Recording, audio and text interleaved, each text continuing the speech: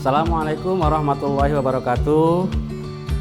Saudara, saya Toto Soeharto, Guru Besar Filsafat Pendidikan Islam dari IAIN Surakarta. Kali ini kita memasuki pertemuan ke-7 untuk mata kuliah Filsafat Ilmu. Seperti yang sudah kita ketahui, filsafat ilmu yang saya ampu untuk pertemuan ini adalah filsafat ilmu integrasi. Tentunya yang akan berbeda dengan filsafat ilmu ketika saudara belajar filsafat ilmu di perguruan tinggi umum. Untuk topik kita kali ini, pertemuan ke-7, kita akan membahas tentang hubungan Islam dan ilmu pengetahuan dari perspektif sejarah. Bagaimana masa lalu Islam dan sains kita akan melihatnya dari perspektif sejarah. Mengapa ini perlu kita bahas? Karena kita ketahui bahwa sejarah Islam terutama di era klasik, yaitu abad 7 sampai abad 12 itu adalah era keemasan, di mana pada saat itu dengan 5 abad ini ilmu pengetahuan yang dihasilkan oleh ilmuwan Islam secara historis telah melampaui peradaban-peradaban manapun. Bahkan Profesor Nurholis Majid menyebutnya sebagai kosmopolitanisme Islam. Artinya tidak ada pengetahuan yang dihasilkan oleh peradaban manapun seperti yang dihasilkan oleh peradaban Islam saat itu di era klasik, era keemasan Islam. Nah, pada pertemuan kali ini kita ingin melihat dari peristiwa sejarah 5 abad yang lalu itu apa yang dapat kita lakukan. Nah, kita akan mencoba merelasikan tentang Islam dan ilmu pengetahuan, Islam dan sains dari perspektif historis. Mengapa? Karena kita perlu melakukan rekonstruksi, perlu melakukan rekonstruksi. Artinya bahwa era keemasan Islam masa lalu perlu kita bangun ulang untuk menatap Islam masa depan. Nah, paling tidak dari era klasik kita bisa belajar sisi apa saja yang membuat keilmuan Islam pada era klasik itu mencapai masa kejayaan dan menjadi kiblat bagi peradaban dan bangsa manapun di dunia saat itu. Baik saudara, berdasarkan catatan saya, setidaknya ada 3 faktor yang membuat sains Islam secara historis 5 abad dari abad ke-7 sampai abad ke-12 Masehi yang merupakan era keemasan Islam, sains Islam, pengetahuan Islam memiliki kemampuan yang universal dan kosmopolitan. Faktor apa saja? Pertama, adanya worldview dari masyarakat muslim ketika itu tentang bagaimana hidup itu adalah untuk mengabdi kepada ilmu. Firman Allah di dalam Al-Quran tentang Iqra bismi rabbikal ladzi khalaq. Bacalah, bacalah.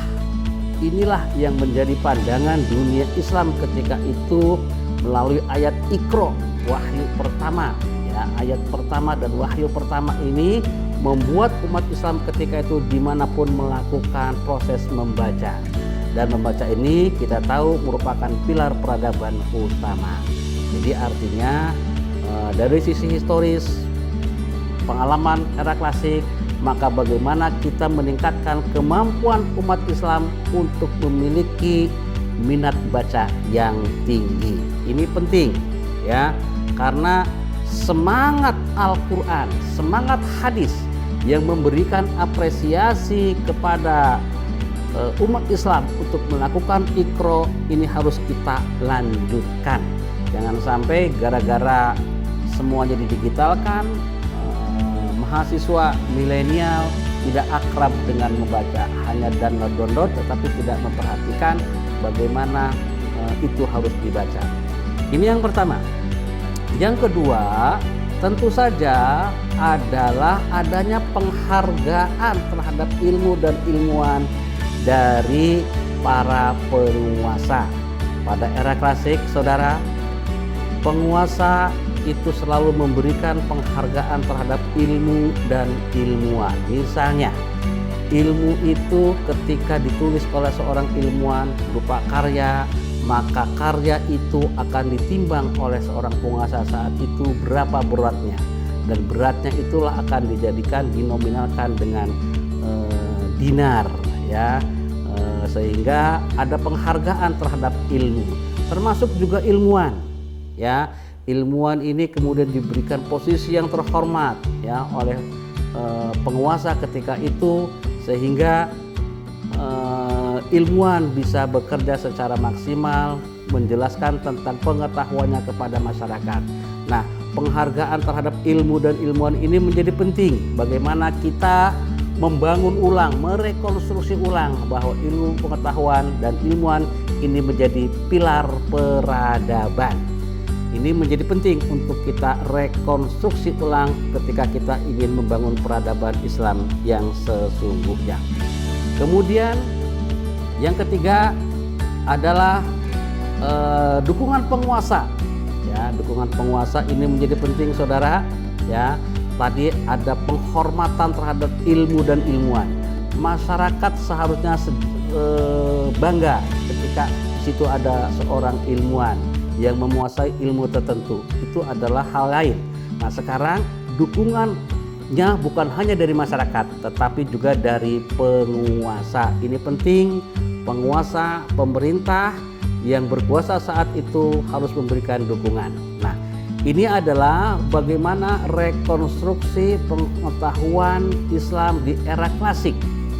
Ada 3 hal tadi sudah saya sampaikan. Itu adanya pandangan dunia Islam yang dimanapun berada mereka harus terus belajar karena disemangati oleh nilai-nilai ayat Quran ataupun hadis.